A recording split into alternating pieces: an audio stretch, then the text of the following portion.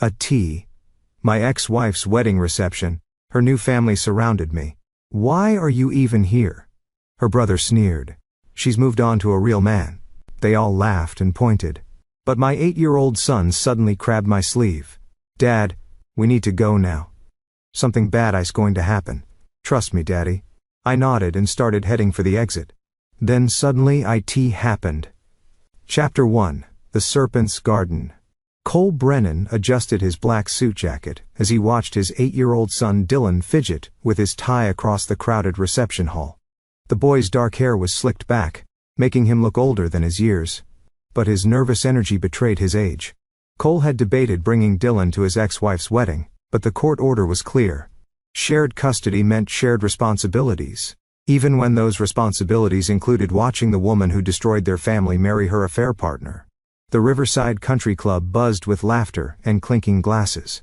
White roses and gold ribbons decorated every surface, a stark contrast to the simple ceremony Cole and Lydia had shared 12 years ago in a small chapel outside Fort Bragg. Back then, Cole was still active military intelligence, and Lydia was a young nurse who claimed to love his dedication to service. How quickly things changed when that service required long deployments and classified missions, she couldn't understand. Dad, can we leave soon? Dylan whispered, tugging at Cole's sleeve. I don't like it here.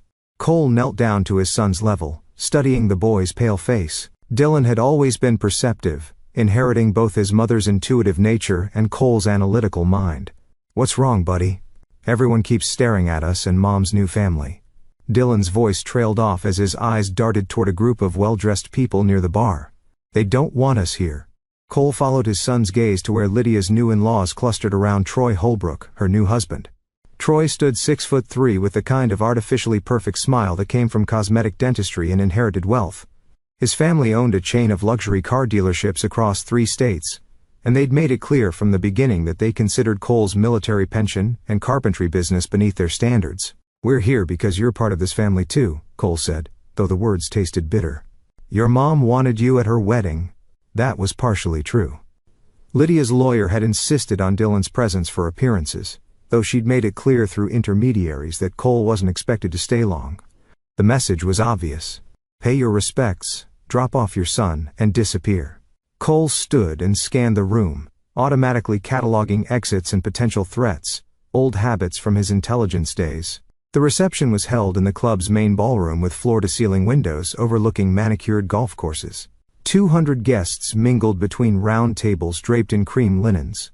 Most of them Troy's business associates and Lydia's new social circle. Cole recognized fewer than a dozen faces, all distant relatives who'd sided with Lydia during the divorce. Near the head table, Lydia laughed at something Troy whispered in her ear. She wore an off-white dress that probably cost more than Cole's mortgage payment. Her auburn hair swept into an elaborate updo that showcased diamond earrings. Troy's wedding gift.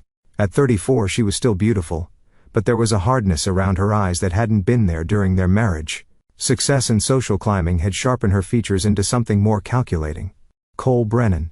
The voice behind him carried the condescending tone of inherited privilege. Cole turned to find Reed Morrison, Lydia's younger brother, approaching with a champagne flute in one hand and a smirk on his face. Reed worked in his father's investment firm, and had always treated Cole like hired help, even during the marriage. Reed. Cole's acknowledgement was neutral, professional. Surprised to see you here, Reed continued, loud enough for nearby guests to hear. Thought you'd have the decency to stay away. Cole felt Dylan press closer to his side. Court order says I'm supposed to be here. Right. The custody arrangement. Reed's laugh was sharp. Though I have to wonder why Lydia bothers. It's not like you can provide much for the boy. Troy's already talking about private schools, maybe even boarding school. Give Dylan some real opportunities. The implication hung in the air like smoke. Cole's jaw tightened, but he kept his expression neutral. Years of interrogating enemy combatants had taught him to control his reactions, to reveal nothing that could be used against him. Dad. Dylan's voice was barely audible. Can we please go? Before Cole could respond, Troy's father, Harrison Holbrook, materialized beside Reed. The elder Holbrook was a silver-haired man in his 60s, with the kind of commanding presence that came from decades of boardroom power plays.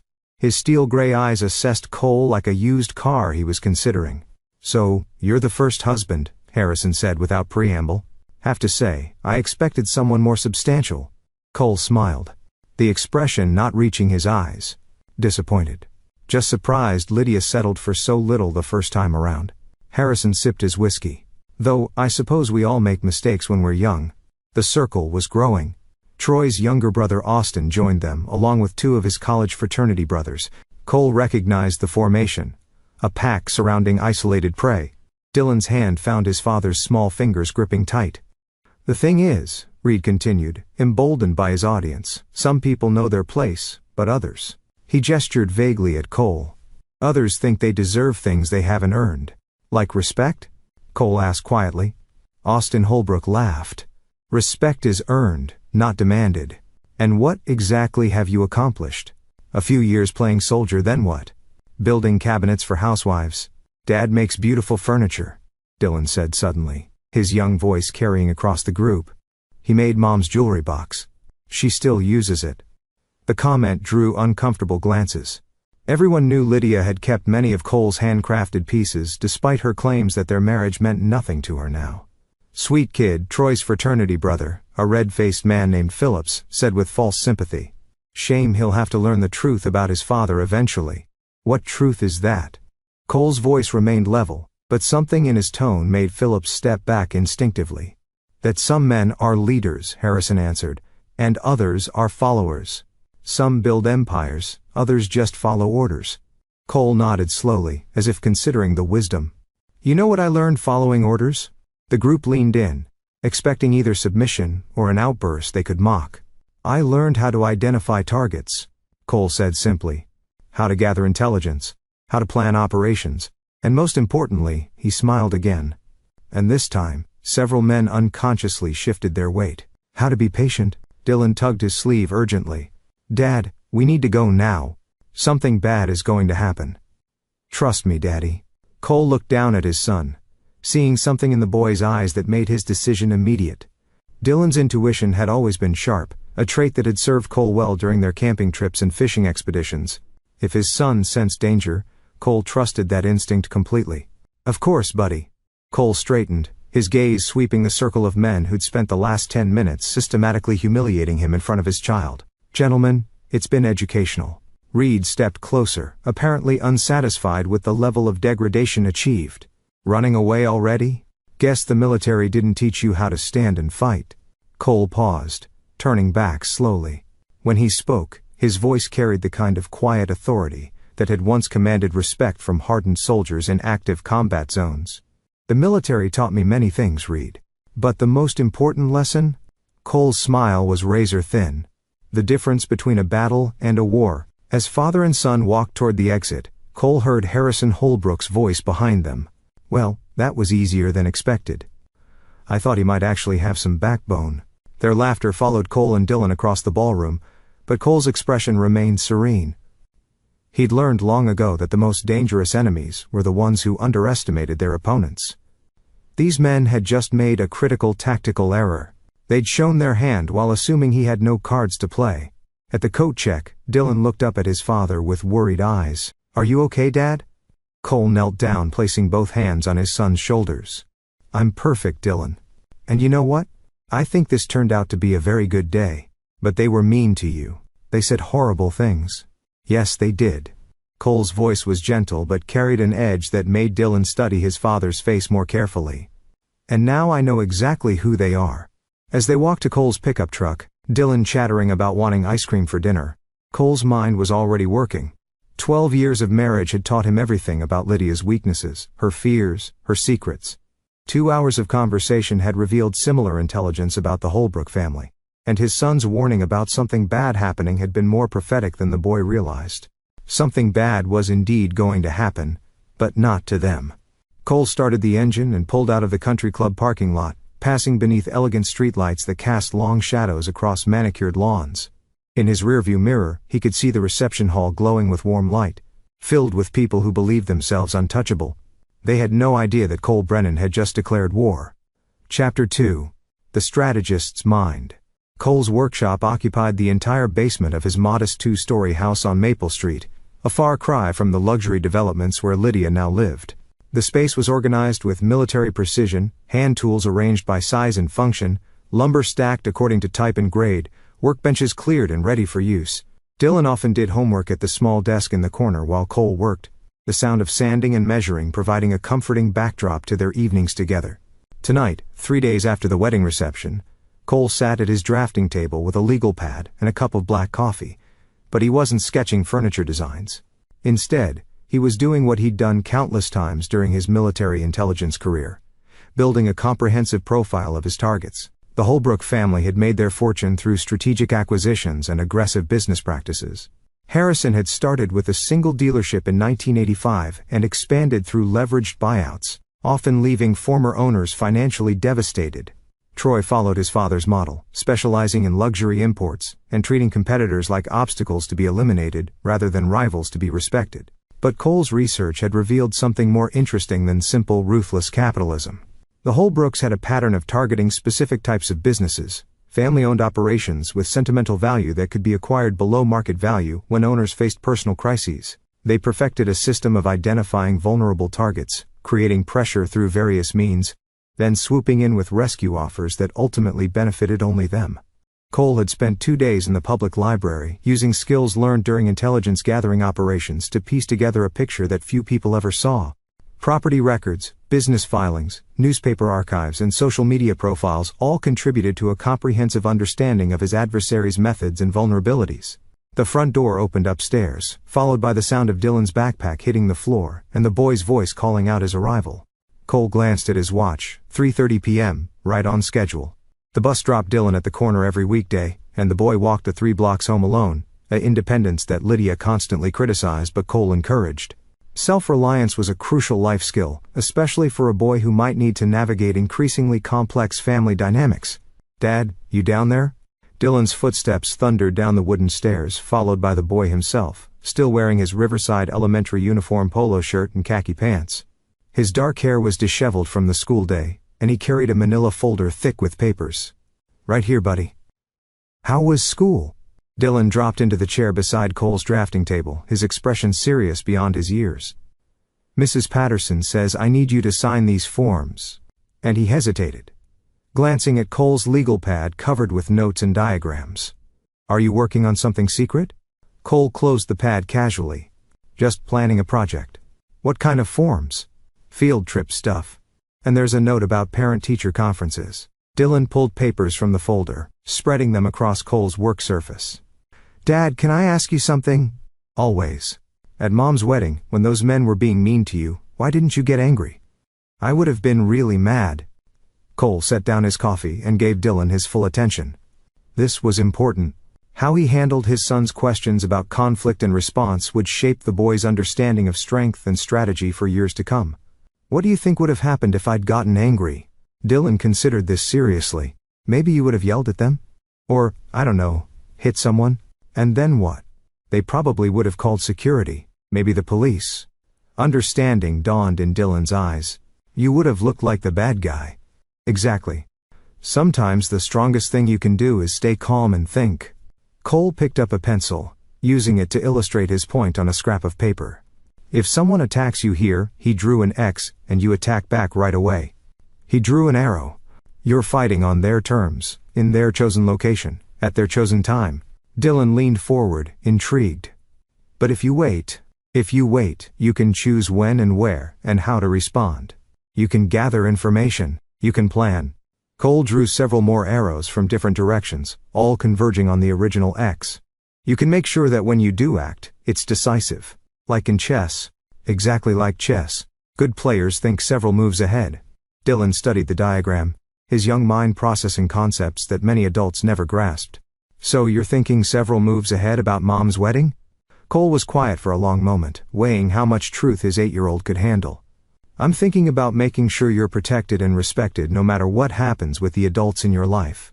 But you're not going to hurt anyone, right?" The question hung in the air, loaded with a child's desperate need for reassurance that his father wasn't a monster. Cole looked into his son's eyes. Eyes that held Lydia's intelligence, but Cole's steady determination, and chose his words carefully. "I'm going to make sure that people treat you with the respect you deserve, and I'm going to make sure that anyone who tries to hurt our family faces consequences for those choices." Cole reached over and ruffled Dylan's hair. "But you don't need to worry about any of that. Your job is to be a kid, do well in school, and let me handle the adult problems." Dylan nodded, seemingly satisfied. He gathered his school papers and headed back upstairs to start homework, leaving Cole alone with his thoughts and plans. Cole reopened his legal pad and reviewed the intelligence he'd gathered. The Holbrook family's weakness was the same as their strength. They operated as a unit, each member's success dependent on the other's continued prosperity and reputation. Troy's dealerships relied on financing arranged through family connections. Austin's law practice existed primarily to handle family business. Harrison's investment portfolio was deeply intertwined with his son's ventures. More importantly, their social standing depended on maintaining an image of successful, ethical business practices. The country club memberships, charity board positions, and political connections all required pristine reputations. Men like the Holbrooks could survive financial losses, but public humiliation and social exile were different matters entirely.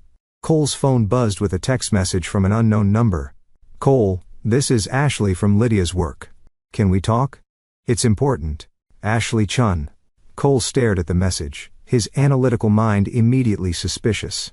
Ashley Chun was Lydia's supervisor at Riverside General Hospital, where Lydia worked as a surgical nurse. They'd met a few times during social functions, and Ashley had always seemed professional but distant. Why would she be contacting him now, 3 days after the wedding? He typed back. "What about?" The response came within minutes, not over text. "Can you meet me at Brewster's Coffee on Main Street tomorrow at 2 p.m.? Please. It's about Dylan." Cole's blood went cold. Any threat to his son triggered protective instincts that had been honed through years of high-stakes military operations. He typed, "I'll be there." The rest of the evening passed in routine normalcy, helping Dylan with math homework, cooking dinner together, watching a nature documentary about wolves that Dylan had chosen from the library. But underneath the domestic calm, Cole's mind was racing through possibilities and contingencies.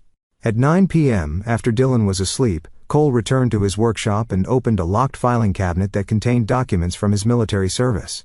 His discharge papers showed an honorable separation from Army intelligence, but they didn't tell the complete story. The real story was classified at levels that would remain sealed for decades, involving operations in theaters that officially didn't exist against adversaries who were never publicly acknowledged. Cole had left military service by choice, seeking a normal life with Lydia and their newborn son. But the skills he'd developed, surveillance, intelligence gathering, strategic planning, and when necessary, direct action, those skills were permanent acquisitions that no discharge paperwork could erase. He pulled out a small digital camera and a set of lockpicks. Tools he'd maintained out of professional habit rather than any expectation of future use. Tomorrow's meeting with Ashley Chun would require careful preparation. If someone was threatening his son, Cole needed to understand the exact nature of that threat before deciding how to respond. As he prepared his equipment with practiced efficiency, Cole reflected on the irony of his situation. Lydia had divorced him partly because his military career made her feel unsafe, exposed to dangers she couldn't understand or control. She'd wanted stability, predictability, a husband who came home every evening without classified secrets and lethal skills. Now those same skills might be the only thing standing between Dylan and whatever threat was serious enough to make Ashley Chen risk contacting her friend's ex-husband. Cole locked his equipment in a small case and headed upstairs to bed, but sleep was elusive. Through his bedroom window, he could see the lights of Riverside's affluent neighborhoods, where the Holbrooks slept peacefully in their mansions, confident in their power and security. That confidence was about to be tested in ways they couldn't imagine. Chapter 3, The Nurse's Warning. Brewster's Coffee occupied a corner building on Main Street, its large windows offering clear sightlines in all directions. One of the reasons Cole had approved the location. He arrived 15 minutes early, positioning himself at a table where he could observe the entrance while keeping his back to a solid wall. Old habits from intelligence work, but habits that had kept him alive in places where survival required constant vigilance. Ashley Chun appeared precisely at 2 p.m., scanning the coffee shop nervously before spotting Cole. She was a petite Asian-American woman in her late 30s, always impeccably dressed and professionally composed during their previous encounters. Today, however, her usual confidence was replaced by obvious anxiety. Dark circles under her eyes suggested recent sleepless nights, and her hands trembled slightly as she approached his table. "Thank you for coming," she said, settling into the chair across from him. I wasn't sure you would.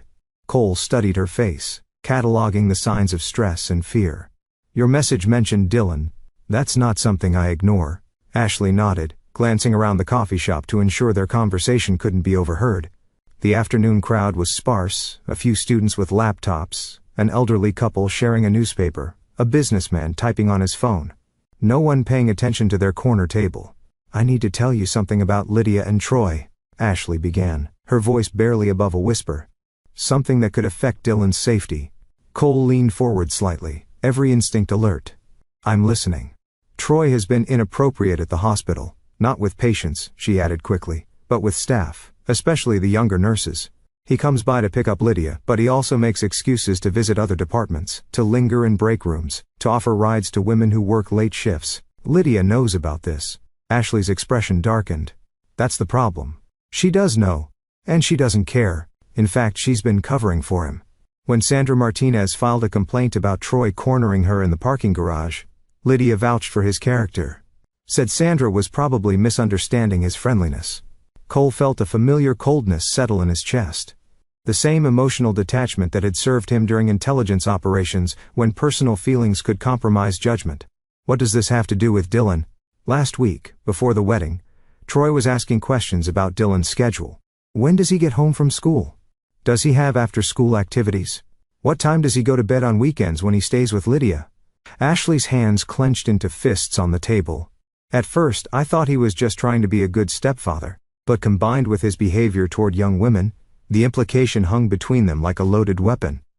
Cole's expression remained neutral, but his pulse quickened as protective instincts engaged at their highest level. Are you saying you think Troy is a predator?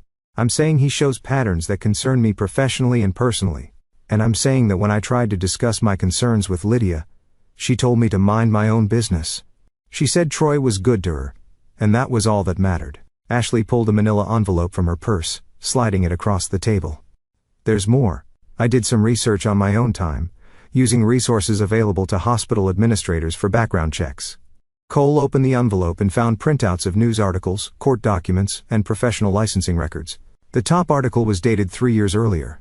Local business owner settles sexual hot chessment lawsuit.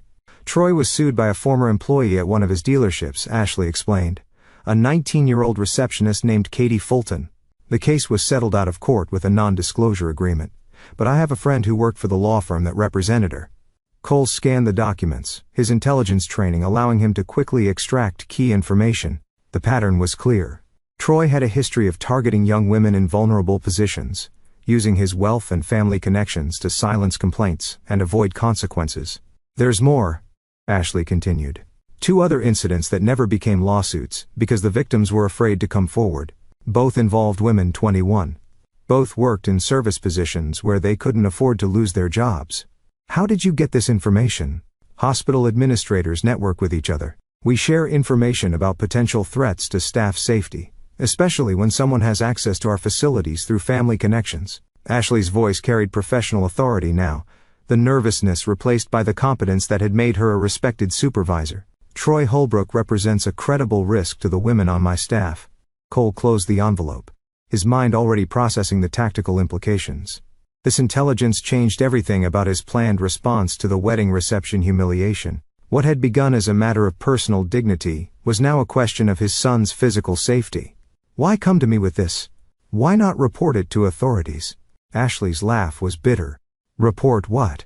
Suspicions? Settled lawsuits? Questions about a child's schedule? The Holbrooks have enough lawyers and political connections to destroy my career if I make accusations I can't prove in court. But you think I can do something about it? I think you're Dylan's father, and fathers have rights and resources that hospital supervisors don't. Ashley met his eyes directly. And I think you're not the kind of man who lets threats to his child go unanswered. Cole was quiet for a long moment, weighing his response carefully. Ashley had taken significant personal and professional risks to bring him this information. She deserved honesty, but not complete transparency about his capabilities or intentions. What do you want me to do? Protect your son, and if you can find a way to protect other potential victims in the process. She shrugged. I won't ask questions about your methods. Cole slipped the envelope into his jacket pocket. I'll need to verify this information independently. I understand. But Cole, Ashley reached across the table and touched his hand briefly. Be careful. The Holbrooks have destroyed people who got in their way. They're not just wealthy, they're ruthless. After Ashley left, Cole remained at the coffee shop for another hour, ostensibly reading a newspaper while actually observing the street traffic and pedestrian patterns around the building. Counter-surveillance was an automatic precaution when dealing with sensitive intelligence, and the information Ashley had provided definitely qualified as sensitive. No one seemed to be watching him, but that didn't mean much. Professional surveillance teams were nearly invisible when properly deployed. Cole made mental notes of license plates, faces, and unusual behavior patterns, before finally leaving the coffee shop through the rear exit that connected to an alley behind the building. His truck was parked 2 blocks away, another precaution that allowed him to detect potential followers.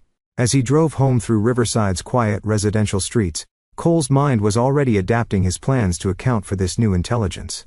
The Holbrook family's vulnerabilities were greater than he'd initially assessed. Men who preyed on vulnerable women typically had other secrets, other weaknesses that could be exploited. Troy's pattern of behavior suggested psychological compulsions that would eventually lead to mistakes, especially if those compulsions were manipulated by someone who understood predatory psychology. More importantly, Dylan's safety was now the primary tactical objective. Everything else, personal revenge, professional humiliation, financial consequences, was secondary to ensuring his son remained protected from a potential predator who had married his way into unrestricted access. Cole pulled into his driveway as Dylan's school bus rounded the corner. He watched his son hop down the bus steps, backpack slung over one shoulder, waving goodbye to friends through the windows. Dylan looked happy, innocent, completely unaware that his father had just received intelligence that would reshape their lives in ways the boy couldn't imagine. Hey Dad. Dylan bounded up the driveway, his face bright with 8-year-old enthusiasm. Guess what happened at school today? Tell me everything, Cole said, meaning it more than his son could possibly understand. As they walked into the house together, Cole's hand resting protectively on Dylan's shoulder, he was already beginning to plan the kind of operation he'd hoped never to execute again. But some threats required responses that went beyond legal remedies and social consequences. Some threats required the complete and systematic destruction of the people who posed them. Chapter 4. The Hunter's Preparation. Cole's intelligence network had been dormant for 5 years, but reactivating it required only a few carefully placed phone calls. By Thursday evening he had confirmation of Ashley's information plus additional details that painted an even darker picture of Troy Holbrook's predatory behavior. Marcus Delacroix, a former Special Forces operator who now ran a private security firm in Atlanta, had provided the most useful intelligence. Troy's pattern wasn't limited to his dealerships or Lydia's hospital. He'd been quietly settling harassment complaints and assault accusations across 3 states for nearly a decade. The Holbrook family's legal team specialized in making problems disappear through non-disclosure agreements and financial intimidation. You sure you want to go down this road, brother? Marcus had asked during their encrypted phone conversation. These aren't just rich assholes. They're connected rich assholes with serious political protection. They made it personal when they threatened my son, Cole had replied. And now I know they're a legitimate danger to him. Marcus had sighed, recognizing the tone in Cole's voice. They'd served together in places where protecting innocent lives sometimes required eliminating those who threaten them. What do you need? Intelligence, surveillance equipment, and maybe some specialized consultation down the line. Done. But Cole, make sure you can live with whatever you're planning. Some lines, once you cross them, you can't go back. Cole had considered that warning while reviewing the surveillance photos Marcus had provided within hours of their conversation. Troy leaving a downtown hotel at 2 a.m. with a young woman who appeared intoxicated. Troy having lunch with a 17-year-old who worked at his newest dealership. Troy visiting massage parlors that advertise services not typically associated with therapeutic muscle treatment. The man his ex-wife had married wasn't just a sexual predator. He was an escalating one. The pattern suggested someone whose behavior was becoming more brazen and more dangerous as he gained confidence in his family's ability to protect him from consequences. Dylan's weekend with Lydia was scheduled to begin Friday evening. Under normal circumstances, Cole would have honored the custody agreement without question. But circumstances were no longer normal, and his son's safety took precedence over legal obligations. Friday afternoon Cole picked Dylan up from school as usual, but instead of heading home, he drove to the mall on the other side of town. Where are we going, Dad? Dylan asked, clearly excited by the unexpected deviation from routine. Shopping trip. We need to get you some new clothes and maybe a few other things. Cool. Can we get ice cream too? Absolutely. Cole parked near the department store entrance and pulled out his phone, typing a message to Lydia. Dylan caught a stomach bug at school. Doctor says he's contagious for 48 hours. We'll make up the weekend time next week. The response came within minutes. Seriously? This is my weekend with him. Troy planned activities. Cole typed back, sorry. Doctor's orders. Don't want to risk spreading it to other kids. Lydia's next message was less diplomatic. This is bullshit, Cole.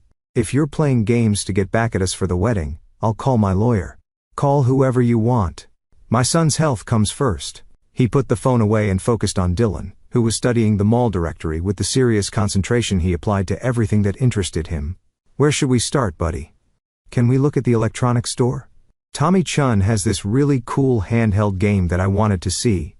As they walked through the mall, Cole maintained situational awareness while letting Dylan explore and chatter about school friends and weekend plans that now wouldn't include Troy Holbrook's activities. The boy seemed happier than he'd been in months, unaware that his father had just bought them crucial time to implement protective measures.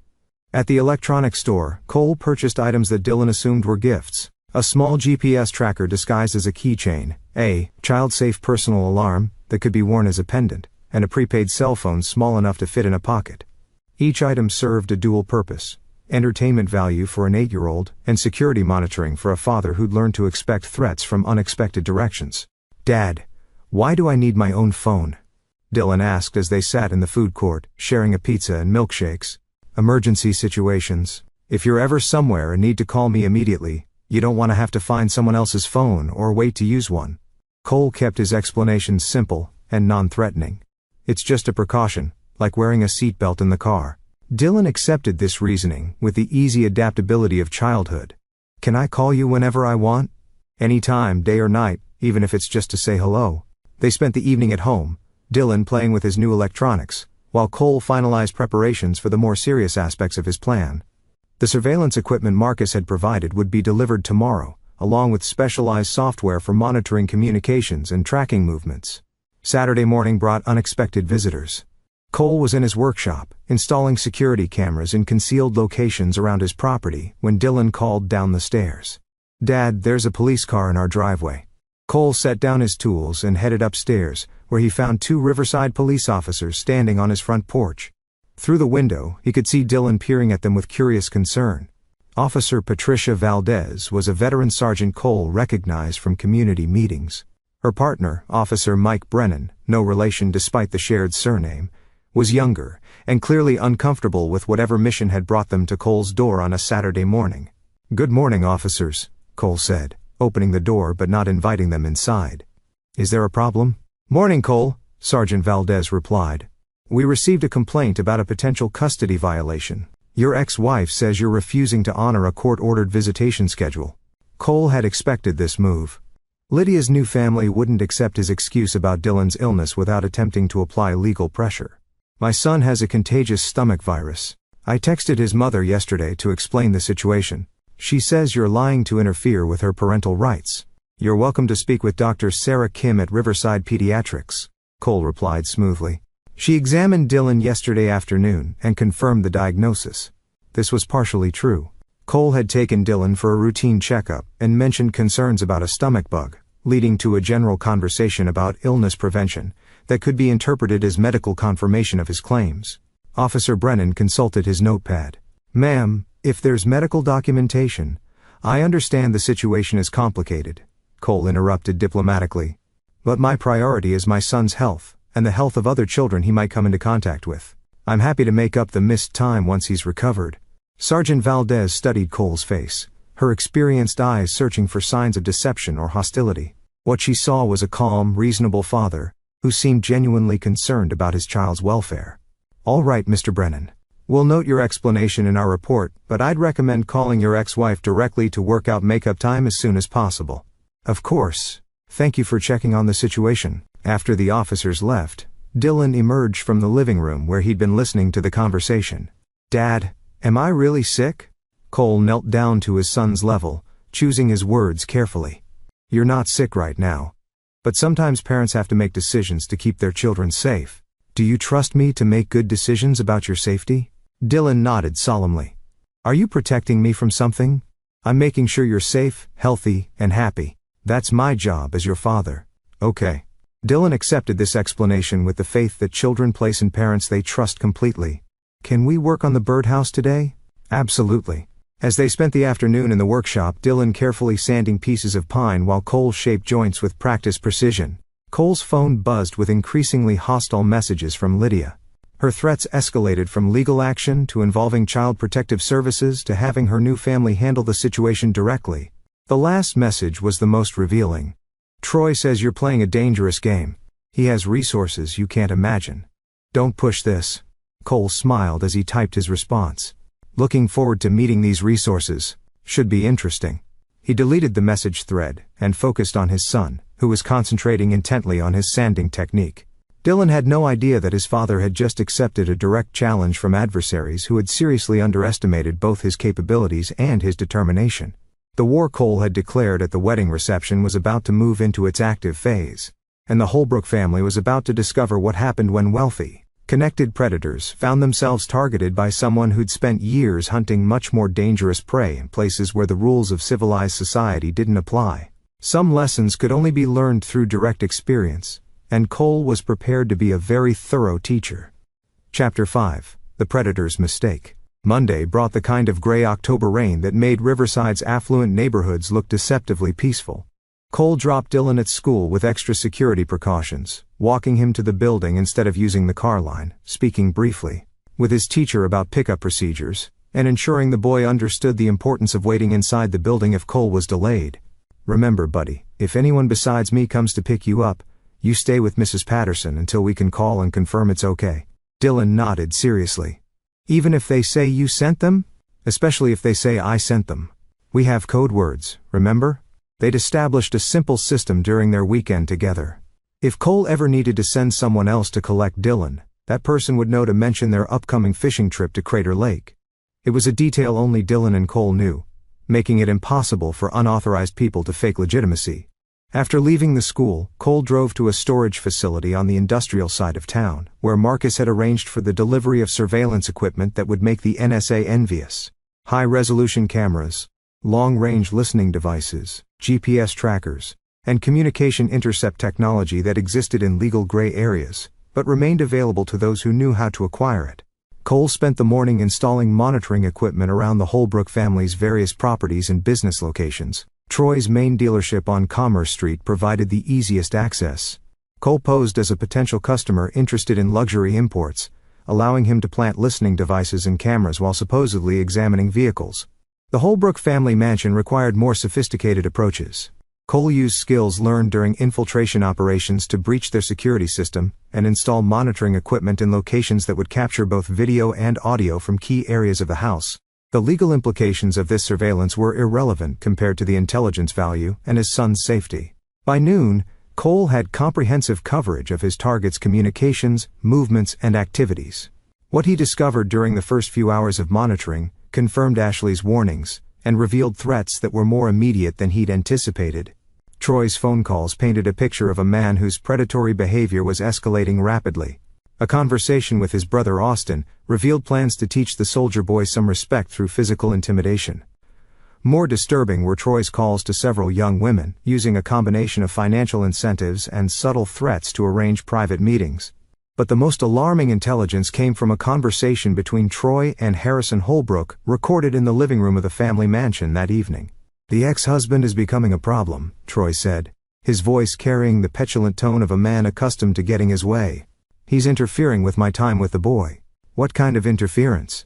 Harrison's voice was calmer, but carried undertones of practiced menace. "Lydia was supposed to bring Dylan over this weekend.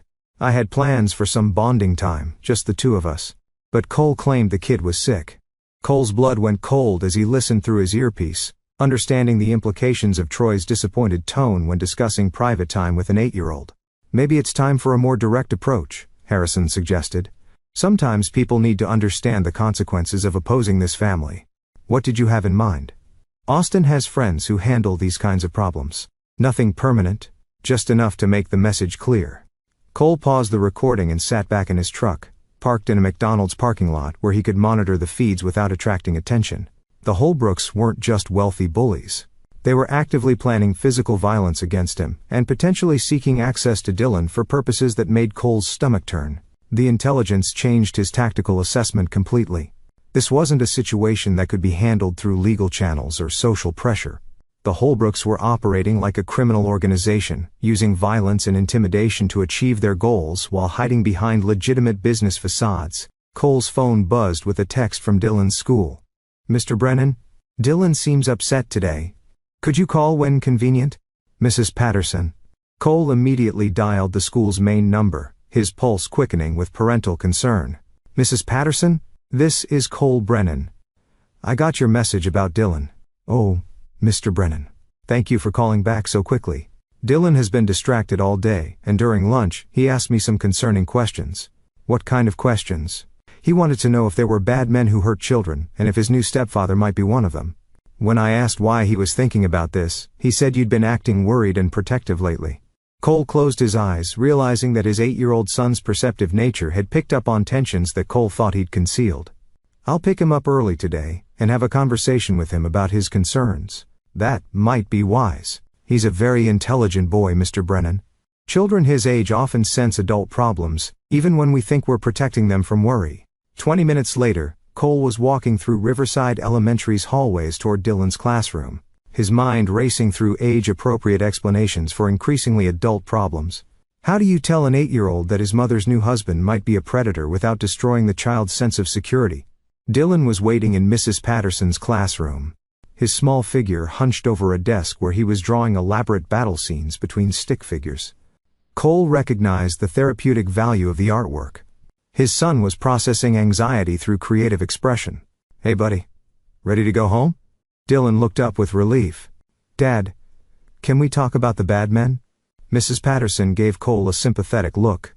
"I'll let you two work this out privately.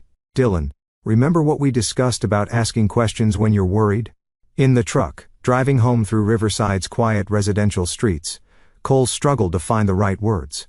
Dylan deserved honesty, but not the kind of brutal truth that would traumatize him. "Dylan, sometimes adults have problems that kids shouldn't have to worry about. But part of being your father means I have to handle those problems to keep you safe. Is Troy one of the problems?" The direct question caught Cole off guard. "Why do you ask that?" "Because you've been different since Mom's wedding. And because when Troy looks at me it feels..." Dylan struggled for words. "It feels wrong. Like when someone stares at you in a way that makes you want to hide." Cole pulled into their driveway and turned off the engine, giving Dylan his complete attention. His son's intuitive assessment matched the intelligence Cole had gathered through sophisticated surveillance equipment. "Your instincts are good, Dylan. If someone makes you feel uncomfortable, you should always trust that feeling and tell me about it immediately. So Troy is bad. Troy is someone we need to be very careful around. And that's why we have new rules about safety, and why you have the emergency phone, and why we practice what to do in different situations." Dylan nodded solemnly. "Are you going to stop him from being bad?" The question hung in the air between them, carrying implications that reached far beyond a child's understanding of right and wrong. Cole looked into his son's eyes and saw trust, concern, and the kind of fierce loyalty that existed between fathers and sons who'd faced the world together. "I'm going to make sure he can never hurt you or anyone else," Cole said quietly. "But you need to let me handle the adult problems while you focus on being a kid." "Okay, Dad. I trust you." That evening, after Dylan was asleep, Cole returned to his workshop and the surveillance feeds from the Holbrook properties. What he saw through the cameras he'd installed in Troy's home office made his decision about next steps absolutely clear. Troy was on his computer, browsing websites that featured content involving minors in situations that were both illegal and sickening. The man Lydia had married wasn't just a predator with poor impulse control. He was an active participant in exploitation networks that destroyed children's lives for the entertainment of wealthy degenerates. Cole screenshot the evidence, encrypted it, and sent copies to Marcus with instructions for secure storage. Then he opened a different kind of file on his computer, operational plans he'd hoped never to use again, but which were designed for exactly this type of situation. Some enemies could be defeated through legal systems, social pressure, or financial consequences.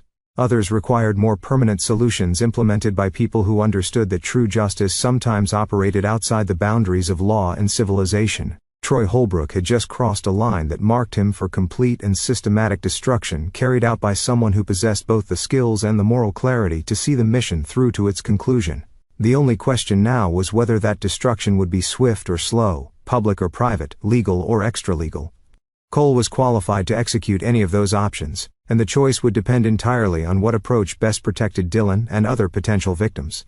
War had been declared at a wedding reception, but the real battle was about to begin. Chapter 6: The Network Expands. Cole's next move required allies who understood the stakes and possessed capabilities that complemented his own skills. Tuesday morning found him driving 2 hours north to a small town where Amy Rodriguez operated a specialized consulting firm that officially provided corporate security services and unofficially handled problems that required discretion and expertise typically acquired through military or intelligence careers. Amy had served as a military police investigator before transitioning to civilian law enforcement and eventually establishing her own practice. She specialized in cases involving crimes against children, often working with victims' families when official channels proved inadequate or compromised by political considerations. Her office occupied the second floor of a restored Victorian house on the town's main street, with security measures that were subtle but comprehensive. Cole was buzzed through 2 separate entries before reaching a reception area, where Amy waited with coffee and the kind of focused attention that former investigators brought to serious cases. Marcus said, "You had a situation involving your son." She began without preamble. "Show me what you've got." Cole spread printed surveillance photos and transcribed conversations across Amy's conference table, building a comprehensive picture of the threat facing Dylan and other potential victims. Amy reviewed each piece of evidence with professional detachment, occasionally asking clarifying questions or requesting additional context. "This is comprehensive intelligence," she said after reviewing the complete file. "You've documented pattern behavior, established escalating risk factors, and identified multiple potential victims. In a perfect world, this would be sufficient for law enforcement action. But we don't live in a perfect world." "No, we don't. The Holbrooks have enough political connections to complicate any official investigation, especially one initiated by an ex-husband with military training and obvious personal motivations." Amy leaned back in her chair, studying Cole's face. "Marcus also mentioned that you're considering extra-legal responses." "I'm considering whatever responses are necessary to protect my son and stop a predator." Amy nodded slowly. "I understand that motivation, but before we discuss operational options, I need to know your boundaries. How far are you willing to go?" Cole met her eyes directly. "As far as necessary." "That's not an answer. That's an emotional reaction." Amy's voice carried the authority of someone who'd seen good people make terrible decisions when protecting their children. "I need to know if you're thinking about intimidation, financial destruction, social humiliation, physical violence, or permanent elimination. All of the above, depending on what works and what doesn't." Amy was quiet for several minutes, studying surveillance photos of Troy with various young women. When she spoke again, her voice carried a different tone, not the neutral professionalism of a consultant, but the personal commitment of someone who'd made similar decisions. "I have a daughter," she said simply. "She's 16 now, but when she was younger, we dealt with a situation similar to yours. A family friend who turned out to be a predator with protection from wealthy relatives and political connections." "What did you do? What needed to be done?" Amy met Cole's eyes. "The official investigation went nowhere. The unofficial investigation was more successful." "How successful?" "The threat was permanently eliminated without creating legal complications for my family or other potential victims." Cole understood the implications of her carefully chosen words. "I could use consultation from someone with that kind of experience." "You could use more than consultation. You could use a partner who understands the operational requirements and psychological aftermath of protecting children from monsters who hide behind wealth and political connections." Over the next 2 hours, Cole and Amy developed a comprehensive plan that addressed both immediate threats and long-term objectives. Phase 1 involved gathering additional intelligence and evidence that could be used for either legal prosecution or extra-legal action, depending on circumstances. Phase 2 focused on systematic destruction of the Holbrook family's business interests, political connections, and social standing. Phase 3 involved permanent elimination of the primary threat, implemented in a way that appeared accidental or natural. "The key is patience and precision," Amy explained, as they reviewed operational timelines. "Rushed actions create evidence trails and legal complications. Professional operations leave no traces and no questions." Cole's phone buzzed with a text from Lydia. "Dylan's court-ordered visit is this weekend. If you interfere again, I'm filing contempt charges." He showed the message to Amy, who frowned as she read it. They're escalating pressure to gain access to your son. That suggests urgency on their part, which probably means escalating compulsions. How do I handle the custody situation without violating court orders? Carefully. We need Dylan protected, but we also need you out of jail and available to implement our plan. Amy pulled out her phone and made a quick call. Dr. Sarah Kim? This is Amy Rodriguez. I need to discuss a consultation regarding child welfare concerns. Yes, I can be there this afternoon. After ending the call, Amy explained her strategy. Dr. Kim will conduct a comprehensive psychological evaluation of Dylan, focusing on his reactions to Troy and the new family situation. If she finds evidence of trauma or stress related to the stepfather, she can recommend modified custody arrangements pending further evaluation. Will that hold up in court long enough for us to implement phase 1 of our plan? After that, court orders won't be relevant. Cole spent the drive home considering the weight of decisions he was making. Amy's partnership offered capabilities and resources that dramatically improved their chances of success. But it also meant crossing lines that would fundamentally change who he was as a person and a father. By the time he reached Riverside, Cole had accepted that those changes were inevitable. The moment Troy Holbrook had targeted Dylan, certain outcomes became unavoidable. The only variables were timing, methods, and collateral damage. Dylan was waiting at home with Mrs. Chun, the elderly neighbor who provided after-school care when Cole's work schedule required it. The boy seemed calmer than he'd been in recent days, but Cole noticed the way Dylan stayed close to his side and kept checking the windows as if expecting unwelcome visitors. Dad, can we work on the birdhouse tonight? Dylan asked as Mrs. Chun gathered her things to leave. Of course. But first, I need to tell you about some changes to this weekend's plans. Dylan's expression grew serious. Am I going to Mom's house? Not this weekend. A doctor needs to talk with you about how you're feeling about all the changes in our family situation. It's not because you're in trouble or sick.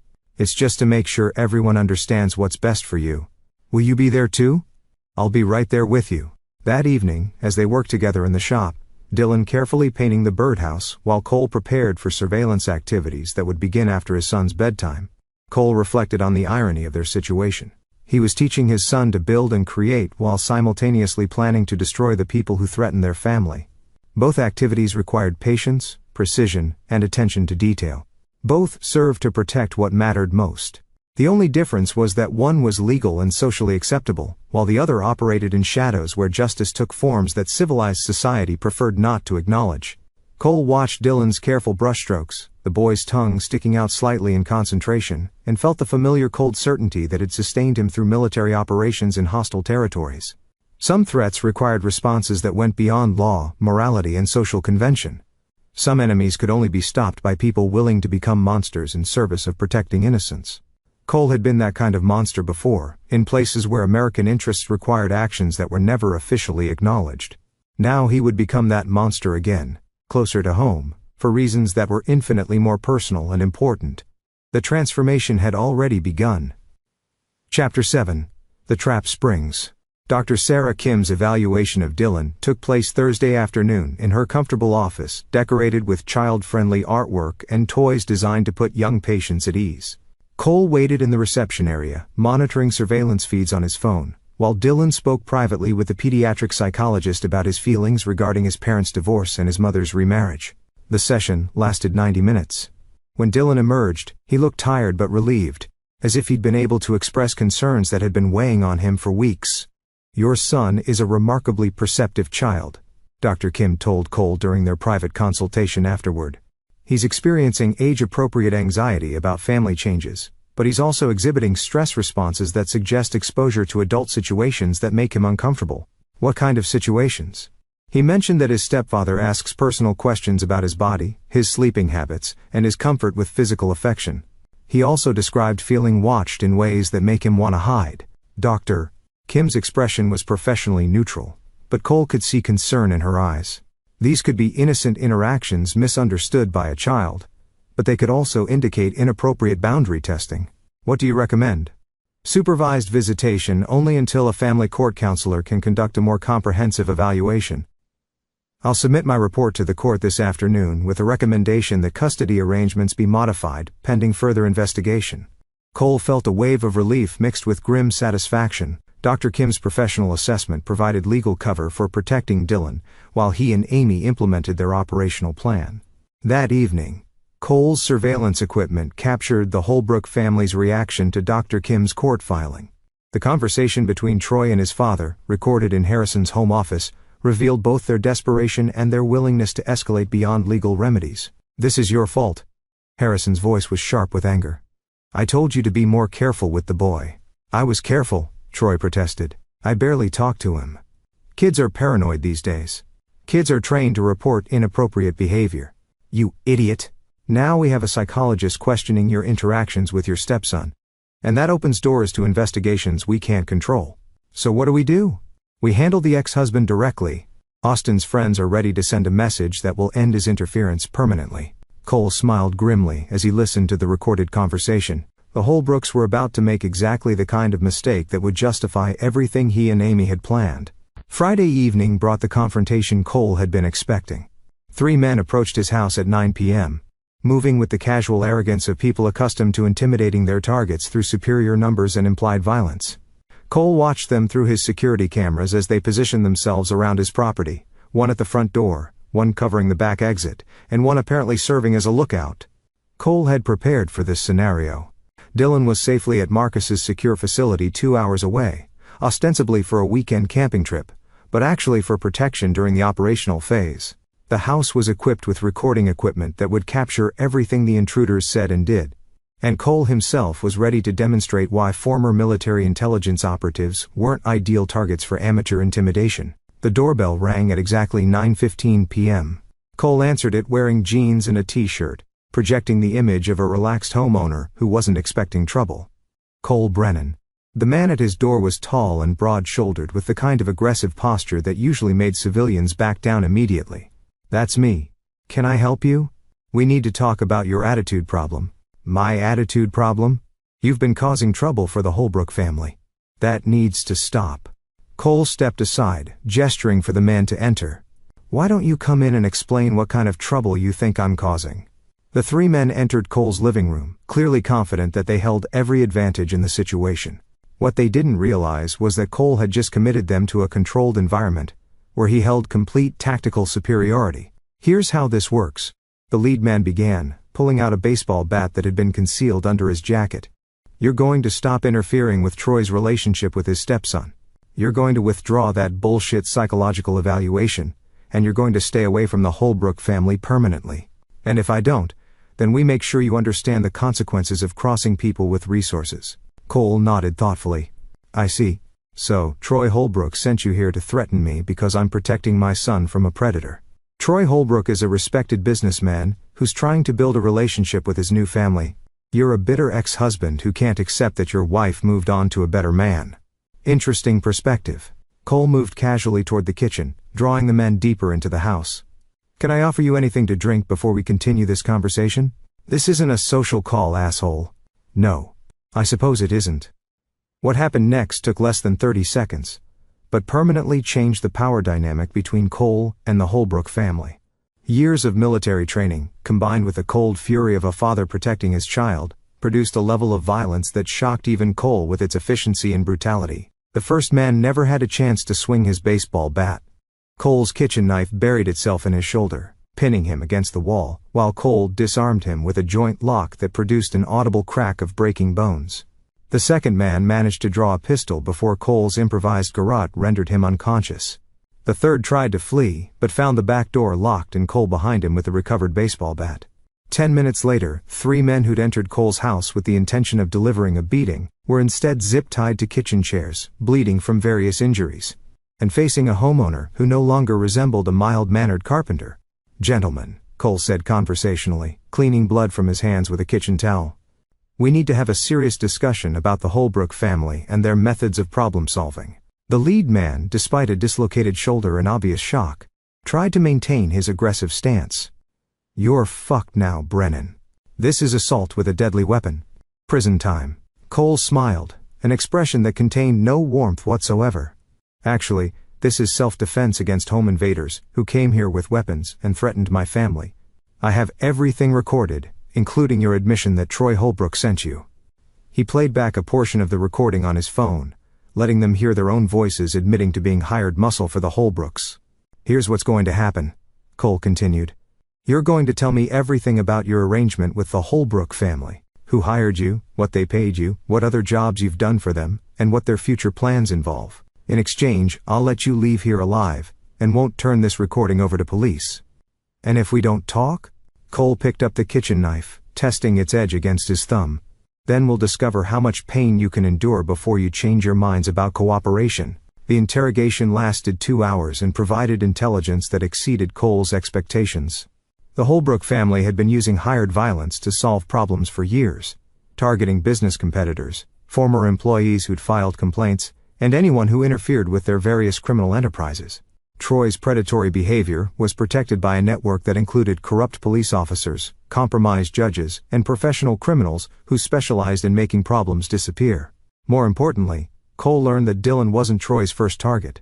3 other children had been victimized over the past 5 years. Their families either bought off or intimidated into silence. One family had left the state after their 8-year-old daughter was hospitalized following an accident that occurred after they'd attempted to file charges against Troy. By midnight, Cole had everything he needed to justify the complete destruction of everyone connected to the Holbrook organization. The 3 men were released with injuries that would require medical attention but wouldn't prove fatal, along with a message for their employers. "Tell Harrison and Troy that they have 48 hours to leave Riverside permanently," Cole said as they stumbled toward their car. "After that, anyone associated with their family or their businesses becomes a legitimate target. You can't threaten the Holbrooks. They own this town." "I'm not threatening them," Cole replied. "I'm declaring war on them." "There's a difference." Saturday morning, Cole called Amy to report the night's developments and confirm that Phase 2 of their plan would begin immediately. 3 other children? Amy's voice carried the controlled rage that Cole recognized in himself. "We're not just stopping a predator. We're dismantling an entire network. That was always the plan. Now we have justification for maximum force. I'll mobilize additional resources. This is bigger than we anticipated, but it's also more important than we realized."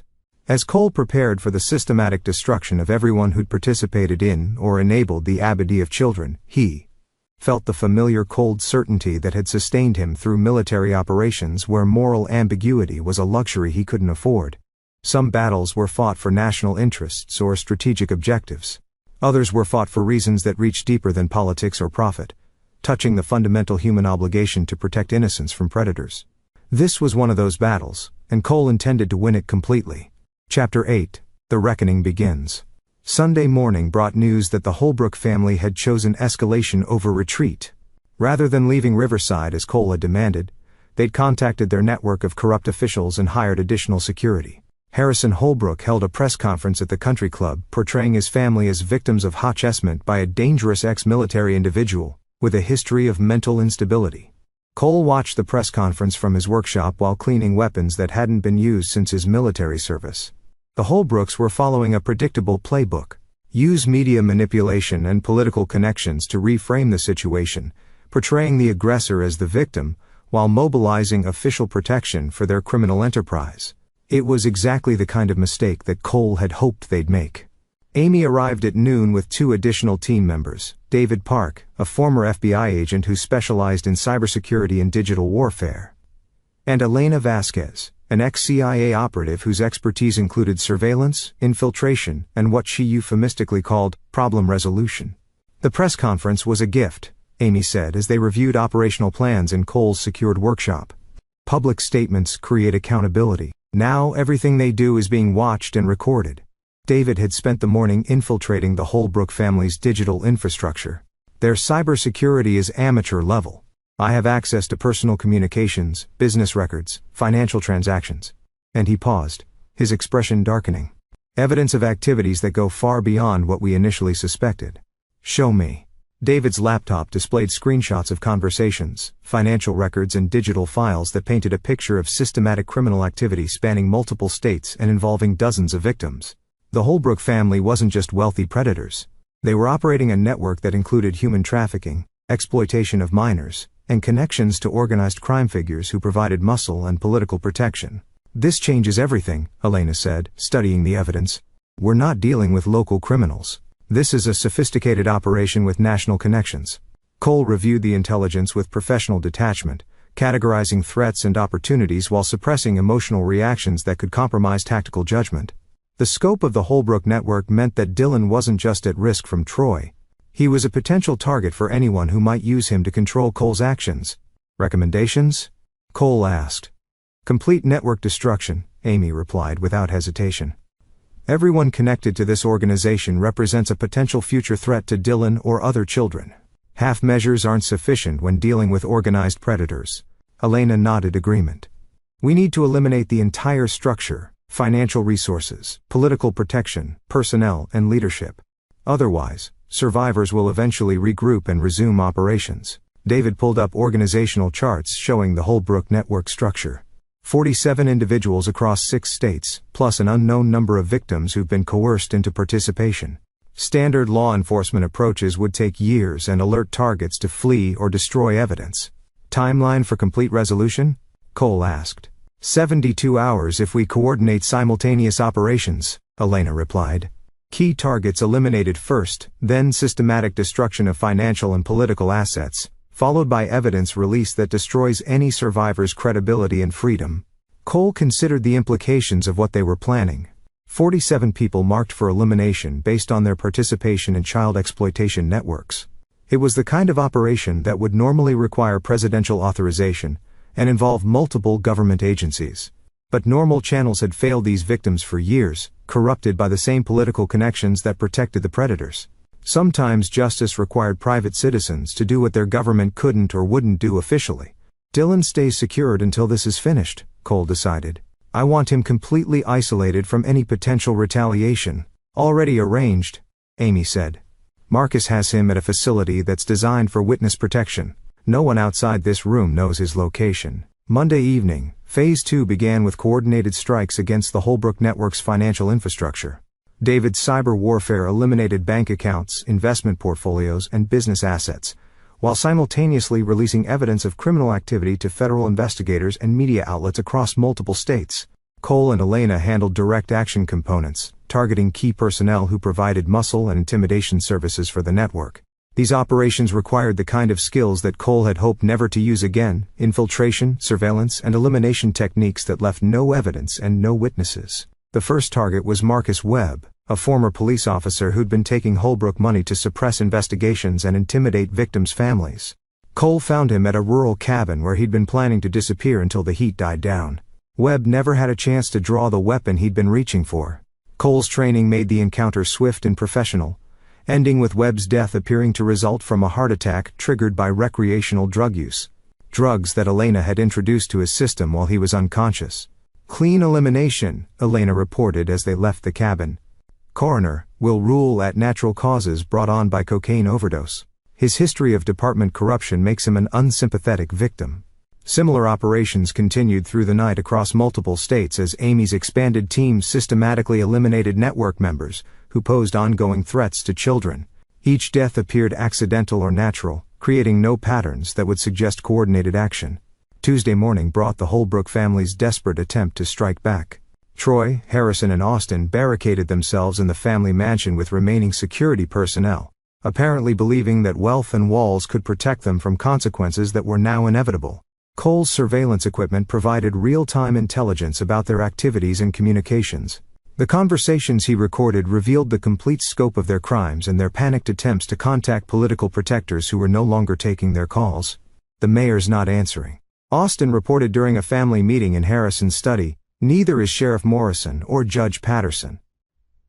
They're distancing themselves, Harrison replied, his voice carrying the flat acceptance of a man who understood that his protection network was collapsing. When the evidence starts coming out publicly, they can't afford to be associated with us. So what do we do? Troy asked, his voice high with panic. Cole Brennan is picking off our people one by one. Half our security team is dead or missing.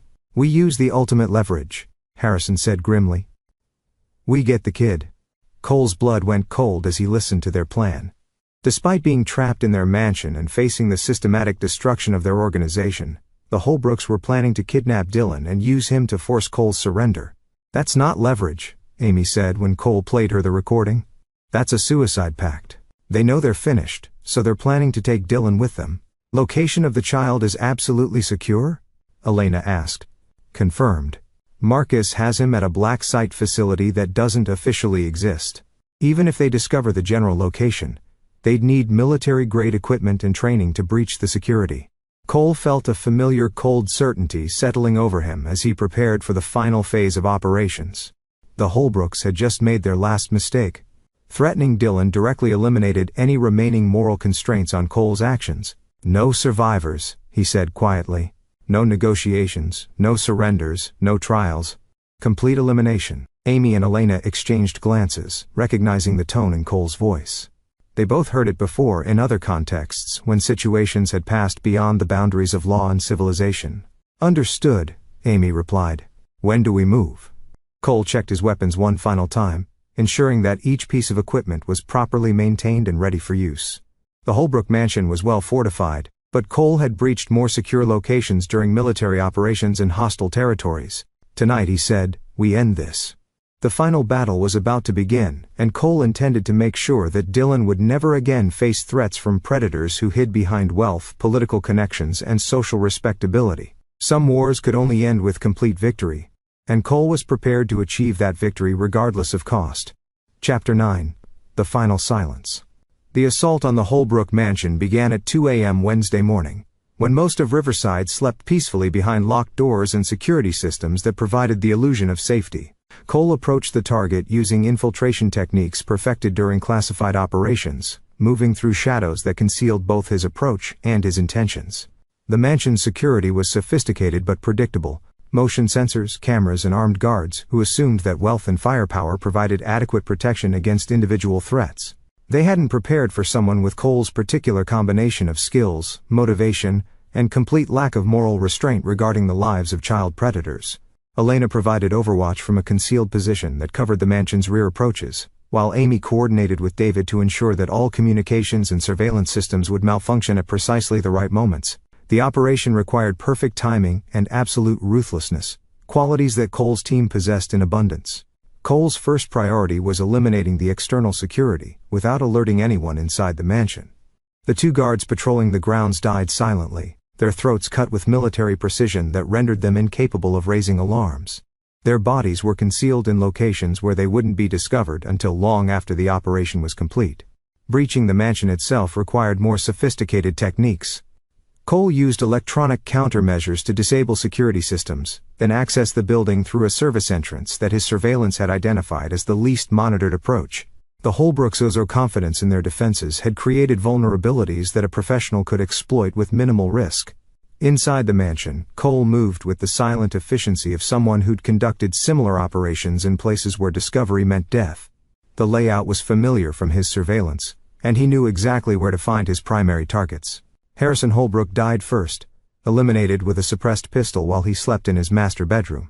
The old man never woke up, passing from dreams to death without understanding that his decades of criminal activity had finally caught up with him. Austin proved more alert, possibly sensing danger through some primitive survival instinct. He managed to reach for a weapon before Cole's knife found his throat, ending both his life and his participation in the family's predatory network. Troy presented the greatest challenge because he was awake, apparently unable to sleep due to panic about his deteriorating situation. Cole found him in the mansion study, frantically burning documents and computer files that contained evidence of his crimes. "Cole Brennan," Troy said without turning around, apparently recognizing the sound of approaching footsteps. "I've been expecting you. Then you know why I'm here."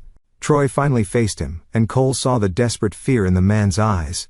Fear, mixed with the kind of rage that came from a lifetime of getting away with actions that would have destroyed lesser men.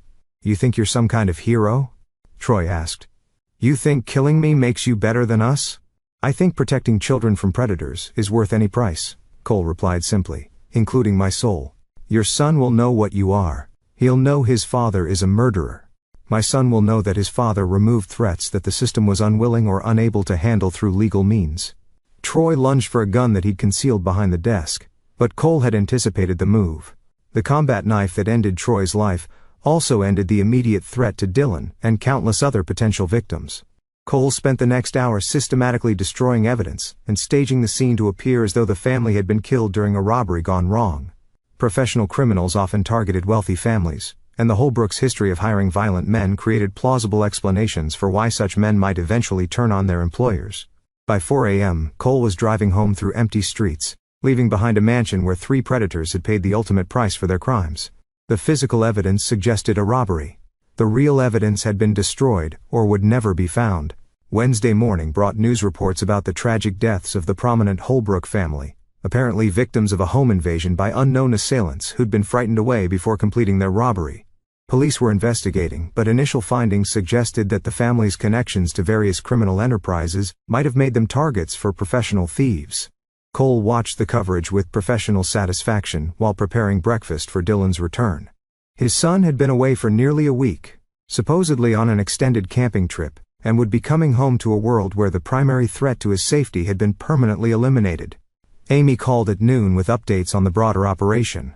Network cleanup is complete. 47 targets eliminated across 6 states. Financial assets frozen and redistributed to victim compensation funds. Evidence packages delivered to federal investigators and media outlets. The entire organization is finished. Collateral damage? Minimal. 3 corrupt officials committed suicide rather than face prosecution, 2 fled the country, and the rest are cooperating with federal authorities in exchange for reduced sentences. The victims we identified are receiving medical care and counseling through secure channels. Timeline for Dylan's return? Marcus is driving him back this afternoon. As far as the boy knows, he's been on a camping trip while you handled some business problems.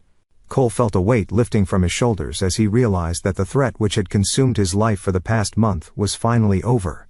Dylan could return to normal childhood activities without the shadow of predators who'd used wealth and political connections to avoid consequences for their crimes.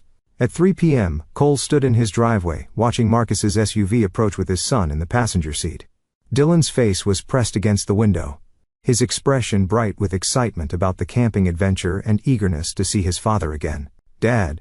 Dylan burst from the vehicle and ran into Cole's arms, chattering about fishing and hiking and campfire stories that Marcus had shared during their week together.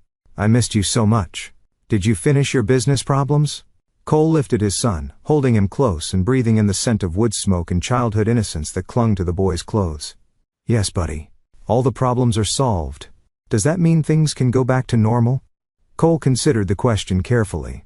Normal meant Dylan attending school without bodyguards, spending weekends with friends instead of secured facilities, and growing up without constant awareness of threats that existed in the adult world. "Better than normal," Cole said. "Much better."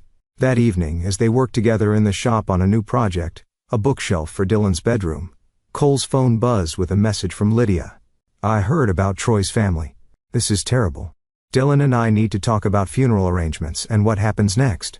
Cole deleted the message without responding. Lydia had made her choices when she married a predator, and ignored warnings about his behavior. The consequences of those choices were hers to handle alone. "Dad, are you okay?" Dylan asked. Looking up from the wood he was carefully sanding. "You seem different. Happier, maybe." Cole studied his son's face, seeing the intelligence and perceptiveness that had protected them both throughout this ordeal. Dylan deserved honesty within the boundaries of what an 8-year-old could understand and process. "Sometimes adults have to handle very serious problems to protect their families," Cole said.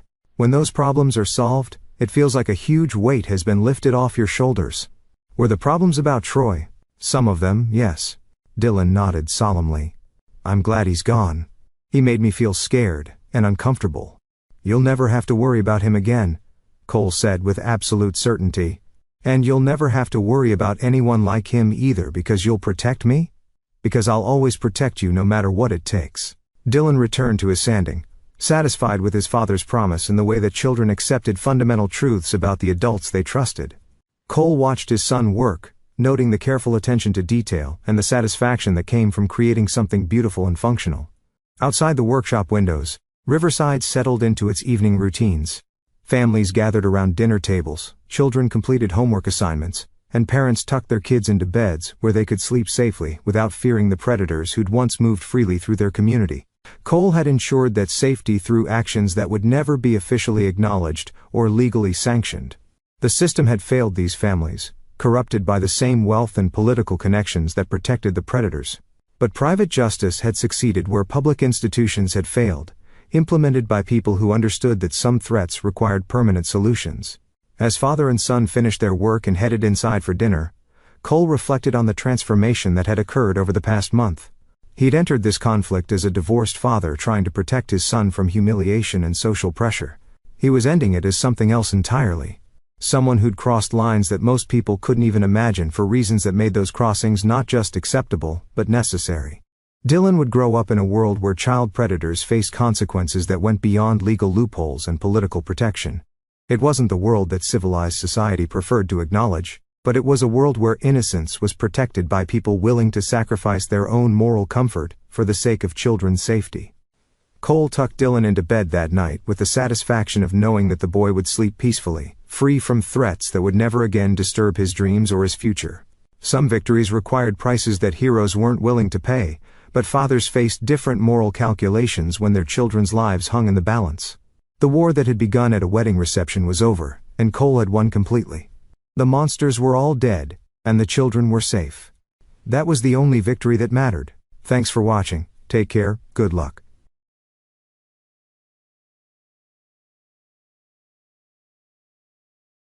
After listening to today's story, perhaps it has raised some new questions in your mind, or maybe it has brought back some old memories. Every day on Reddit, new experiences and moments create fresh stories, and they connect all of us. Everyone has their own unique journey in life, and we all try to understand the world in our own way. These kinds of moments remind us that we are all human, sometimes happy, sometimes sad, and always learning something new. If you enjoyed this story, feel free to share it with your friends. Your thoughts and feedback are always valuable to us, as they motivate us to create even better content. Every story has its own unique angle, and our goal is to understand everyone's perspective and make our content diverse and relatable. Stories like these help us realize that life's journey is different for everyone, and by hearing other stories, we learn something new. You can also share your own stories with us. Your experiences are valuable to us as well, and if you enjoyed this video, please leave your feedback. We aim to create content that brightens your mind and gives you new ideas every time. If you've already seen this video before, your feedback is still important. With every piece of feedback, we can improve our content and bring a new perspective to our viewers. Today, what we saw was just a small part of the many stories shared on Reddit and across the world. It's a reminder of how we all try to understand life by sharing our experiences with each other. This video was only an example of how we try to connect with others through storytelling, learning about different sides of life. We hope to continue sharing such stories that help us all learn and grow together. Thank you for your time, and don't forget to keep an eye out for more stories coming soon. If you haven't already, please like and follow for more amazing content. Your support keeps us going, and we will strive to bring you more thought-provoking and heartwarming stories. Until next time, take care and stay curious. **